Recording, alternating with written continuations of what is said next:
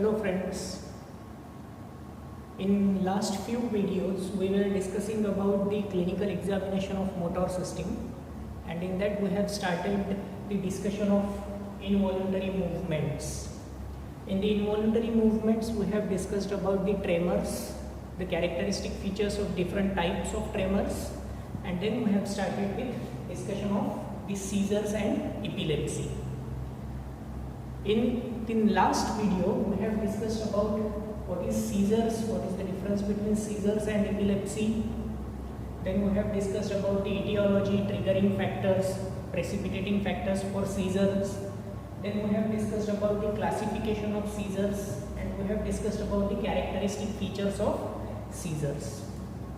So we have had a discussion about the characteristic features of the focal, also called as partial or also called as local seizures in my last video. We will just revise in short. The partial seizures are classified into two types: simple partial and complex partial. Simple partial seizures are those seizures where the consciousness is preserved, whereas the complex partial seizures are those seizures where the consciousness is altered. On the basis of this thing, simple partial seizures can be classified into four types, like simple partial seizures with only motor symptoms, simple partial seizures with only sensory symptoms, simple partial seizures with autonomic symptoms, and simple partial seizures with psychic symptoms. Complex partial seizures can be classified into two types where only the consciousness is altered. This is the first type, and the second type will be complex partial seizures with automatism. So we have had the discussion on the characteristic features of all those types of seizures. So today we are going to discuss about the second type of seizures, that is generalized seizures.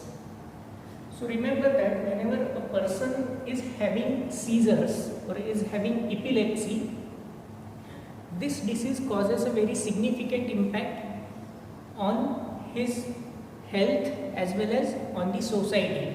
The patients who are having this disease are very frequently misjudged, misinterpreted.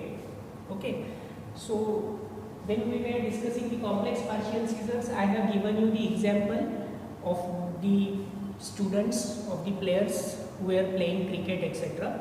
And in that you can understand that how this simple disease, just because of the misinterpretation of the signs and symptoms, frequently goes unnoticed, and the person who is having this type of disease faces criticism.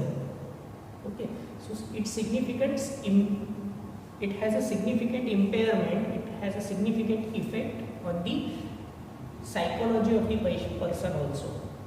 There are various seizures in which the person comes to know that he is getting the attack, but the bystanders or the relatives are unaware that this particular thing is termed as a seizure. Whereas there are certain diseases, whereas there are certain types of seizures in which the person is unaware that this is a seizure, but the bystanders gets afraid of that particular thing. Okay, so this thing we are going to discuss in this generalized type. So generalized seizures, as we all know, these seizures occurs because of the generalized occurrence of the abnormal or excessive impulses in the brain. That means both the cerebral hemispheres are affected and the focus cannot be pinpointed. The focus cannot be found out. So that is why it is termed as generalized. Both the cerebral hemispheres are affected. Generalized seizures are classified into four types: primary generalized, secondary generalized, convulsive and non-convulsive generalized. So amongst this, the convulsive and non-convulsive types are more important. Primary generalized seizures are those seizures where the seizures are absent or are not preceded by the partial seizure. The impulses directly originates in the both hemispheres and then the person starts getting attacked. Whereas secondary generalized seizures are those seizures where the seizures are preceded by the partial seizures and then the impulse transmits to different parts of the brain or the both the cerebral hemispheres. So that is the basic difference between primary generalized and secondary generalized. Now coming to the convulsive and non-convulsive type of generalized seizures. These are the most important types. So on the basis of presence or absence of the convulsion, generalized seizures are classified into convulsive and non-convulsive type. Let us first discuss a simple one, non-convulsive generalized seizures. Non-convulsive generalized seizures are also termed as absence seizures, or they are also called as petit mal epilepsy. Petit mal epilepsy, absence seizures or petit mal epilepsy. Now as the name itself suggests, absence seizures means the typical signs and symptoms of epilepsy will be absent in this, like the increase in the muscle tone or the clonicity, tongue bite or the frothing from the mouth, loss of consciousness. These typical symptoms are absent in the patient. That is why these type of seizures are called as absence seizures. Now what is the characteristic manifestation? What happens if a person is having absence seizure? Now remember that absence seizures are more frequent in the children as compared to the adults. The absence seizures are more frequent in children as compared to the adults. The episodes can be more than 20 per day. The episode of absence seizure can be more than 20 per day. Now how they are manifested? These type of seizures are manifested just in a very simple form, that is in the form of lack of attention, lack of concentration.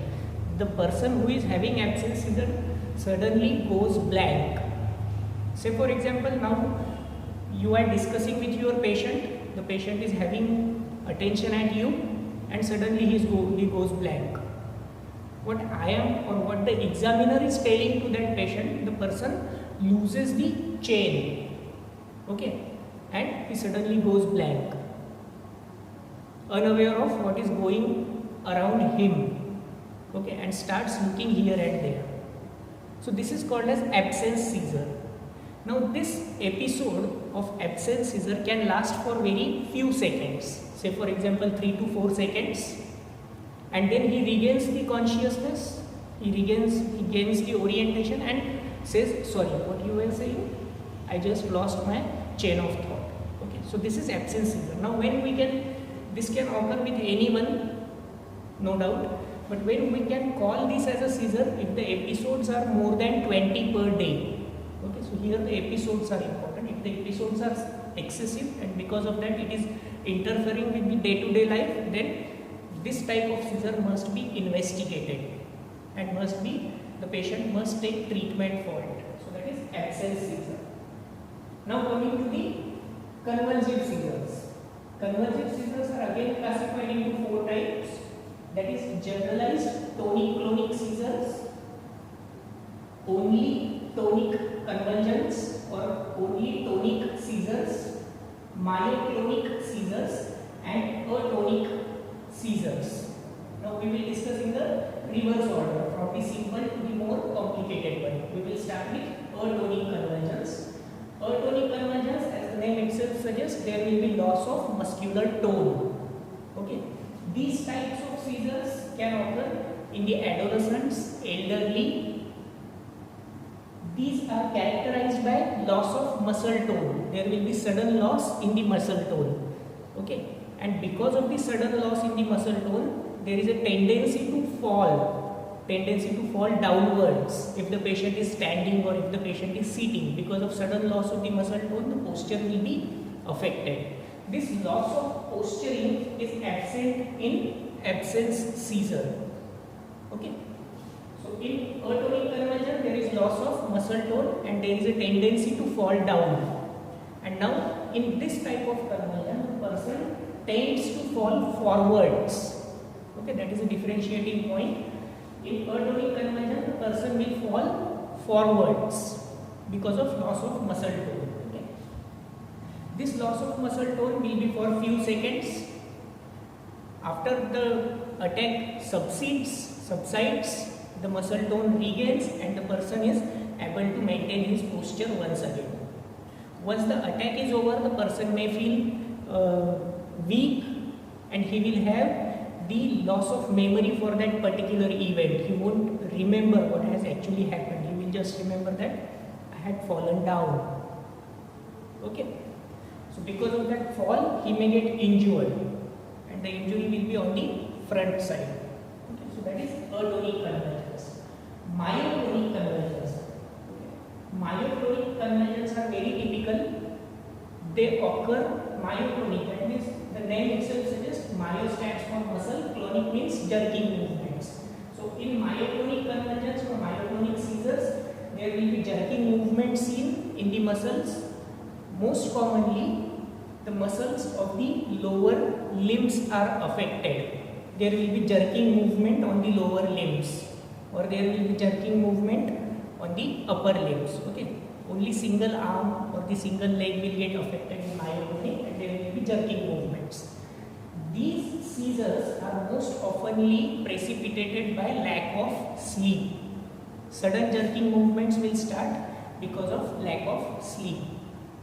There will be few jerking movements, say for example 5 to 6, and when the person falls asleep, the jerking movements will stop. Myoclonic seizures can be the first symptom when the patient awakes in the morning. Okay, so lack of sleep can result into myoclonic seizures. Coming to the next type, only tonic convulsions. The name itself suggests only tonic convulsions. That means the muscle tone is going to be increased over here, which is not followed by the muscular contractions. Only the muscle tone will increase. Say for example, the person who is having these types of convulsion, only tonic convulsion, suddenly gets stiff. All the muscles will become straight. They will become, the muscle will undergo into spasm. The person will become stiff, and he will have a tendency to fall backwards. Okay. In atonic convulsion, the person will fall forwards, whereas in only tonic convulsion, the person will have a tendency to fall backwards, injuring the back side of his head and the back. Okay. So that is only tonic convulsion. Again, this increase in muscle spasm, increase in muscle tone will last for a few seconds, and then it will be followed by regaining of the muscle power, muscle strength, and the person can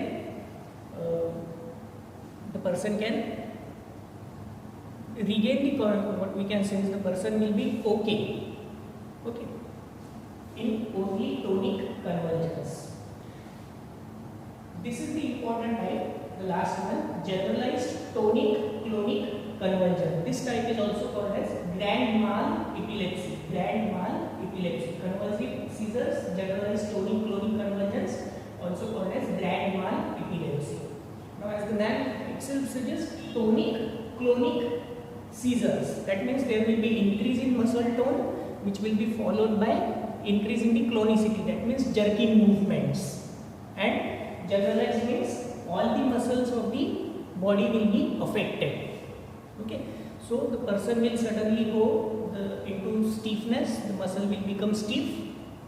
The person will fall backwards, and there will be rhythmic jerking movements affecting all the muscles, affecting all the limbs. Okay. So these tonic-clonic seizures are associated with frothing at mouth, incontinence of urine, as well as tongue bite and hemorrhage. Tonic-clonic convulsions. Okay. Characteristic manifestations: stiffness followed by jerking movements associated with frothing at the mouth, tongue bite, bleeding from the tongue, and incontinence of urine. The person who is witnessing tonic-clonic convulsions, the person who is witnessing this tonic-clonic convulsions gets afraid. When this tonic-clonic convulsion stops, it lasts for few minutes, and after few minutes the tonic-clonic convulsions will stop. Okay, and then the person will become conscious. Here the person will lose his consciousness. After the attack stops, the person will regain the consciousness, but he will suffer from retrograde amnesia for the recent events. He won't be able to tell you what has happened to him. Okay, most often these generalized tonic-clonic convulsions are preceded by some aura. He will get certain symptoms that will indicate or that will give that patient a hint that he is going to get this particular attack. Okay, but what were those symptoms, the person will not be able to tell you once he gets the consciousness, because this is associated with retrograde amnesia also. Okay, so very often the bystanders or the relatives gets afraid and they think that the person is now going to die. These tonic-clonic convulsions are also associated with certain noise. There will be presence of a loud cry, or the patient will be making some noises. Okay, so these noises will again contribute to afraid or to frighten the relatives or the onlookers. Now the next is, what is the differential diagnosis for this tonic-clonic convulsion? As the person suddenly falls down, one may think that this is syncopal attack, sudden loss of consciousness, transient loss of consciousness.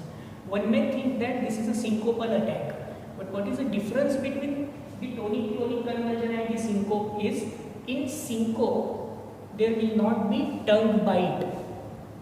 Okay, so tongue bite, history or presence of tongue bite, frothing from the mouth indicates that this is not syncope and this is convulsion. In certain situations, there we call it as the pseudo seizures, where the patient may feel seizures. So the differentiating point between pseudo seizures and tonic-clonic convulsions is, in tonic-clonic convulsions the person may get injured, he may bite his tongue, he may get cyanosed, but all these things will be absent in pseudo seizures. He won't bite his tongue, there will be loss of any injuries, and the person will not become cyanosed. Similarly,